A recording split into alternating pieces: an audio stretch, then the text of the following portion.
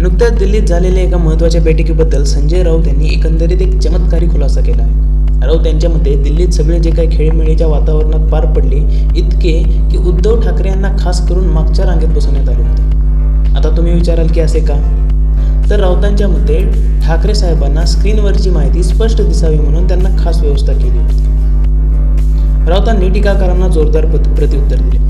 ते म्हणाले, जे लोक ठाकरे साहेब मागच्या रांगेत बसले म्हणून टीका करतात त्यांना बाळासाहेबांची शिवसेना तोडताना शिवराय आठवले नाहीत का?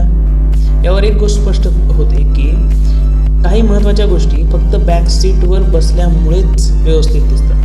पुढे राऊतांनी नरेश म्हस्के यांचा उल्लेख दुतोंडी गांडूळ असा केला. म्हणजे एकंदरीत राजकारणात नुसते साप नाहीत तर गांडुळे पण दुतोंडी झाले आहेत असे दिसते. पण खरी गंमत तर पुढे आहे. राऊतांनी निवडणूक आयोगावर गंभीर आरोप केले. त्यांनी राहुल गांधी यांचा दाखला देत सांगितले, राहुल गांधी यांनी निवडणूक आयोगाची चोरी त्यांच्याच वेबसाईटवरनं पकडली. म्हणजेच निवडणूक आयोग खोटं बोलतोय आणि भाजपचं असतं काय? राऊत पुढे म्हणाले की हे चीप आहेत की सडके बटाटे हे आता सगळं दिसतंय.